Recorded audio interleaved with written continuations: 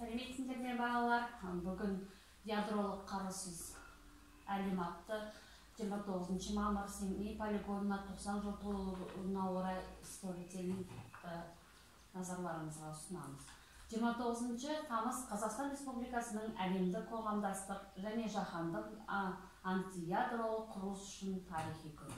1991 жылы дәл осы күні тұңғыш президентіміз Нұрсұлтан Әбішұлы Назарбаевтың Невададағы полигонынан кейін әлемдегі ең қуатты екінші полигонын жабу туралы жарлыққа қол қойды. Елбасымыздың аталған шешімі мұндай батыл қадам жасауға қарсылық аз болмаған. Қазақстанның Кеңес одағының құрамындағы тарихи күрделі кезеңге тап келді.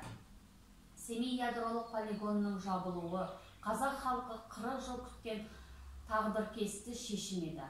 Қазақстанның денсаулық сақтау министрлігінің статистикалық мәліметтеріне жүгінсек, Семей полигонындағы атом бомбасы қаруын сынақтан өткізу салдарынан 1,5 миллион адам зардап шеккен.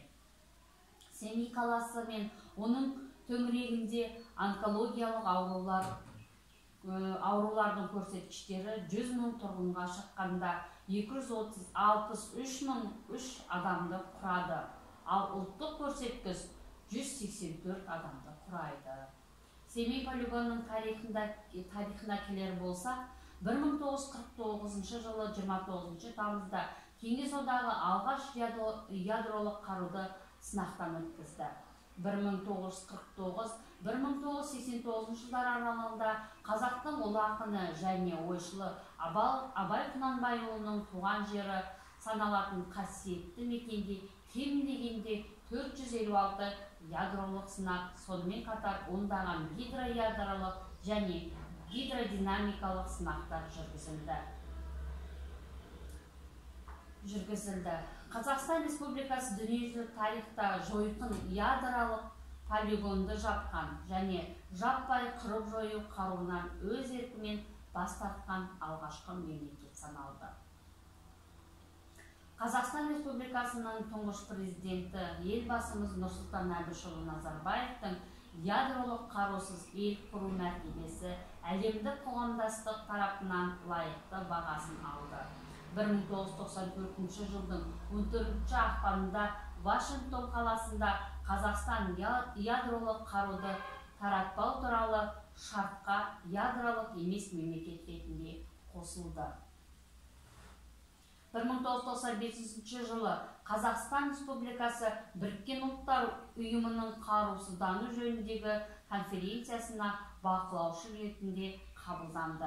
Қазақстан сынақтарға қандай тыйым салу туралы шартты әзірлеуге және қабылдауға белсенді қатысты және оған алғашқыларының бірі болып 1996 жылы 30 қыркүйекте қол қойды. Қазақстан ядролық полигонды жабу арқылы халықаралық тарапқа танылды. Қазақстанның бітімгерлік үлгісі 2009 жылы 2 желтоқсанда Біріккен Ұлттар ұйымының бас ассамблеясы 29 тамызда халықаралық ядролық сынақтарға қарсы күн деп жариялауға рұқсаттандырылды. Қазақстан Республикасы үкіметінің 2019 жылғы 3 шілдесіндегі номері 467 қаулысымен 29 тамыз елімізде Семей ядролық полигонының жабылу күні ретінде аталып өтілетін болды. Қазақстан үшін маңызды міндеттердің бірі жаһандық антиядролық қарусыз қозғалыс құру. 2019 жылы Қазақстанның тұңғыш президенті елбасымыз ұсынған халықаралық атом жобасының көздегені де осы. Бұл аббревиатура ағылшын тілінен 4 сөзінің алғашқы әрпінен құралған. Бұл сынақтарды жою біздің миссия деген мағынаны білдіреді. Қазақстанның тұңғыш президенті елбасымыздың жобасының негізгі міндеті ядролық қаруды сынауға мүлдем тыйым салу мақсатында жаһандық қолдауды күшейту. Ядролық қарусыз әлем құру мүмкіндігіне ядролық қаруды таратпау саласының қызметін жаппай қырып жою қаруын мемлекет қауіпсіздігінің кепілі еместігін дәлелдеді. Мұндай кепілдік тарату көршілік сенім және мемлекетінің барлық көршілермен ынтымақтастықтың теңдеуі болып саналады. Назарларыңызға, балалар, рахмет.